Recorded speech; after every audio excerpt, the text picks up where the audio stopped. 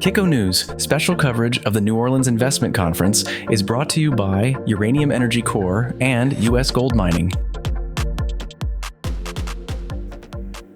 Hey everyone, welcome back to Kiko News. I'm Jeremy Saffron. We are on location for the 50th anniversary of the New Orleans Investment Conference, and the room is buzzing. Investors looking for undervalued companies to get behind.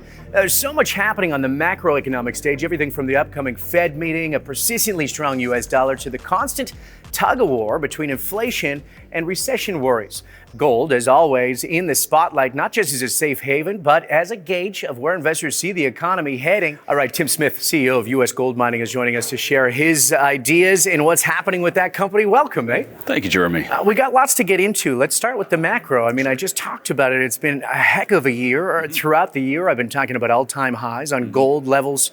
Silver doing quite well. Copper has had some days in the spotlight. Talk to me about your macro outlook here. Where was 2024 as we come to an end? Well, it's been a banner year for us. I mean, really the trifecta, our particular asset, the Whistler Gold Copper Silver asset, it's hitting all three of those metals, which, as you mentioned, two of which are hitting all-time highs. And, we see a lot of support for copper with the energy transition over the longer term. So, we think that there's tremendous support for continued improvement in the pricing of those metals. Yeah, it's been such an interesting year because obviously the asset class hasn't really, on the equity side, caught up to the metal prices, but we know that there's been more costs associated with mining. Talk to me a little bit about these all-time highs on gold. It seems like we have a new base around 2,000, at least 26, 27 we're hitting. Yeah. What are your thoughts? Well, certainly consensus pricing now is north of 2,000. We're using 1850, so we're still being quite conservative in that sense, but we certainly see that consensus continuing to increase month after month, quarter after quarter. And we think that's going to continue. If I was going to pick where the gold price was going to be, probably before the election, I would have said it would have had a 3 in front of it before the end of this year. With, what happened after the election, the general election in the United States, it's come back a little bit. It's starting to rebuild that base now. Yeah. I think there's good support for having a 3 in front of it by the end of 2025. Yeah, it's been fascinating. I mean, Trump was elected. Obviously, he's president-elect. We saw about an 18% dip on that gold price. It is coming back. It does seem stable. Is it just safe haven? What are your thoughts here? Oh, it's a mix of things. It's definitely safe haven. There's a lot of geopolitical stuff going on, which is not great, obviously. But people who want to, diversify and protect their asset wealth, they're looking at gold as a serious investment. And if the central banks keep buying, then the demand is there, and we're seeing that the reserves are still continuing to deplete globally. So while those reserves, while that supply is depleting, until we start to see serious investment coming back in and new discoveries being made, we're going to continue to see significant upward movement in the gold price. How much, as a CEO of an exceptional gold company, do you look at the Fed's upcoming meeting? I mean, how much do you look at interest rates when you look at the macro environment and think, okay, here's our outlook for next year? We look at it, of course. Yeah. It supports our thesis. Are we hanging off it? No. We're staying in our channel. We're working on our asset. We're growing our asset. We're de-risking it and moving it forwards because we believe it's going to be one of Alaska, if not North America's, most significant future potential gold mines in the coming years. Let's get into that. But before we talk about the asset, I'm curious about digging into the ground. I mean, obviously, it's been a struggle for a lot of companies to get mines up and going. We always have a supply and demand crisis on the gold front. Where are we with this? Well, over the last 10 years, we've continued to see the majors and the mid-tiers, the producers, their reserve bases depleting. And that's simply because they're not exploring. They've moved away from exploration. I mean, they've always traditionally relied on the junior sector, the prospectors and the juniors to make the discoveries, and then they would come in with an M&A strategy to acquire those to replace their production depletion.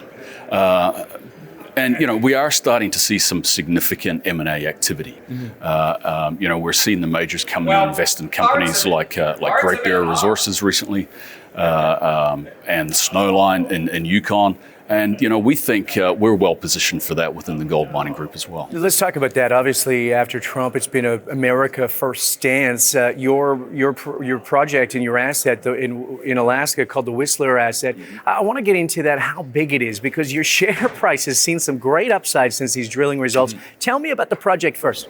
Okay, so it's, first of all, I just want to distinguish that it's the Whistler project in Alaska, not the ski resort in British Columbia, because a lot of people do get that confused. It is a gold, copper, silver porphyry deposit. It is a large deposit. It's around 6.5 million gold equivalent ounces in the indicated. And the recent movement in the share price has been because we were able to increase that indicated classified basis of the mineral resource estimate. We actually took it from just under 3 million gold equivalent ounces to 6.5. So that's a 117% increase. And that's on the back of our 2023 drilling program and some very clever geology that was done by a technical team. They did some core relogging, a reinterpretation of the model. And so we have a brand new geologic model that now underpins that updated resource estimate. Yeah.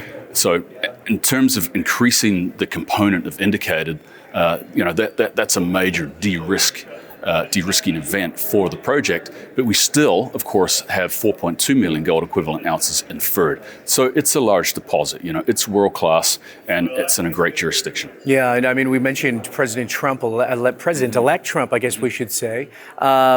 Obviously, pro-America stance. You're in Alaska. What's that look like in terms of the outlook? It seems to be a positive environment. It can only get better. We really differentiated ourselves from some of the other resource development projects in Alaska that have those headwinds from federal overreach, which is a common theme in Alaska.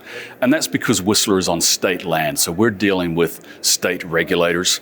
But certainly, I think with President-elect Trump winning the election, there's a lot more positivity, a lot more confidence coming in about the general macro permitting environment for resource projects in Alaska.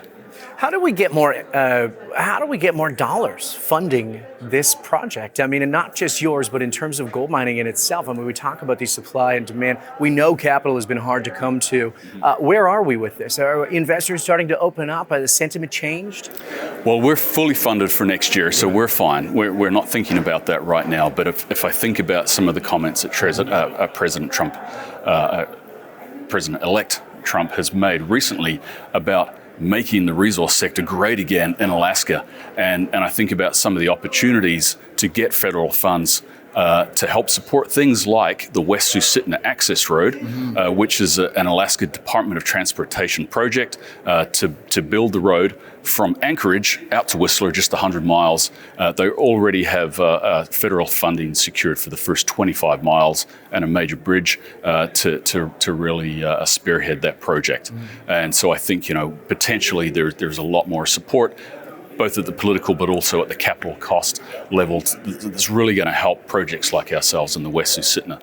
Yeah, it feels like in this past year, too, there's been a lot of attention going towards sovereign security, and the U.S. is starting to look at Alaska as a very strategic point for metals. Any discussions there? Anything you can kind of share? Yeah, so copper. Our project is a copper-gold porphyry, but it's a gold-rich porphyry, but it has about 30% by value copper. It is a significant copper deposit in its own right. Copper has, for some years now, been a critical metal listed by the Department of Energy in the US. Just recently, in the past week, they've actually added that formally to the list of critical metals, not just within the energy sector, but more broadly within the United States. So copper is certainly opening doors for us. We believe it adds additional support in terms of us being able to win stakeholder support, build social license, because of course Americans, and we all believe that we have to have resiliency and security in important metal resources like copper in terms of their domestic supply. And Alaska has a lot of copper, and it's sitting there, at projects like Whistler waiting to be extracted. Yeah, a lot of talent in Alaska too. What's it been looking like in terms of, when we look at some of the costs and margins are starting to increase as we see the metal price come up, but easy to have staff up there? Oh yeah, absolutely. Alaska is a resource state. People, whether they're sixth generation Alaskans or whether they arrived from the lower 48 last week, they're typically moving up there to take jobs in the resource sector. So there's a very large, very skilled demographic, and in particular for us in South Central Alaska, because we are the closest undeveloped large gold copper project to the main population center of Anchorage. And in fact, just north of there, the Tri-Cities of Palmer and Wasilla, they are the fastest growing population centers in Alaska with that skilled workforce, many of whom currently fly in and out to the North Slope and other mines further north. But they're right there, potentially at the end of that road that the state and the feds are going to build for us, that's going to connect Whistler with that population center and grid power and port, the service industry and supply chain. Yeah, thank goodness. I mean, it's about time. Okay, talk to me a little bit about the crystal ball. I know we don't have one going forward, but if we were to look over the next year outlook, obviously you just released these results. We've seen the share price take a substantial upside. Where are we going? So we just brought out some more drill results in the last week. Very exciting. 120 meters at 1 gram per ton, another high-grade zone. So we've talked about the high-grade core at Whistler before, and certainly we released some drill results about 6 weeks ago now, 652 meters at a gram. This is a significant, continuously large core of high-grade that sits right at the heart of the Whistler system. We just found another one of those zones. I don't know that it's going to be that big, but certainly the work that we did to understand the zonation geologically and then target that and put that core hole right through the middle of that high grade system out in the west, 120 meters at a gram. That speaks volumes to how we're building our understanding of the controls and the geometry of the Whistler mineral system, and how we can then use that information to go target more high grade. So. We've already completed some more drill holes earlier in the summer, again targeting areas of high grade. So there's still another 3 drill holes to be released. So there's upcoming news flow there in terms of assay results. And then as we move into 2025, we'll be looking to put our plans together for exploration in the 2025 summer, but also undertaking studies, engineering mine design, processing studies, and continuing to work on things like environmental baseline, stakeholder engagement, and building that social license so that we're building out that clear line of sight through to eventual project permitting. Yeah, you mentioned before there was a lot of M&A starting to take place. Are we just at the beginning of that phase? I mean, obviously you don't have to use your stock price to go in and purchase more. Yeah, look, I think the majors and the mid-tiers are looking to build out their portfolios. You know, we're seeing some consolidation right now. It's interesting to see what Newmont are doing, for example, in terms of the sale of some of their assets, and we're seeing some of those deals starting to be announced. There are additional assets like ours that are pristine, never been mined. They don't come with environmental legacy issues. Right. We think that a project like Whisker, which is of the right sort of size, that it should be attractive for these majors and mid-tiers to have it within their longer-term development portfolio. We think it's very attractive. So you don't need a larger operator, somebody else to get this into production. You guys, you got it. We could certainly do it ourselves. I would never say no to that. We would always look at that and do what is right for the project and for the shareholders. Certainly to have a strategic investor, to have a big brother with that production and development experience could be beneficial. But I mean, we have that experience internally within our own management team. Myself and my colleagues, we've worked from everything from discovery through to production and all of the development stuff in between. So we certainly can cover that. Yeah. We talked a little bit about institutional interest. It's coming back. People are starting to understand that we need to have some skin in the game. That's happening in terms of your company, US GoldMining. Yeah, absolutely. You know, with the recent share price increase on the back of the news, on the back of the drill results, and all of this resource growth is coming from the drill bit. This is the sort of encouragement that the institutions want to see in terms of us building, growing, and de-risking that particular story at Whistler. Yeah. Tim Smith is the CEO of US GoldMining. Exciting times ahead. Extremely. Best of luck, 2025. I appreciate your time. Appreciate it. Thank you. I'm Jeremy Saffron. For all of us here at Kitco News, we'll be on location all week long with some great guests. So stay tuned. We'll see you next time. Kitco News, special coverage of the New Orleans Investment Conference, is brought to you by Uranium Energy Corp and US GoldMining.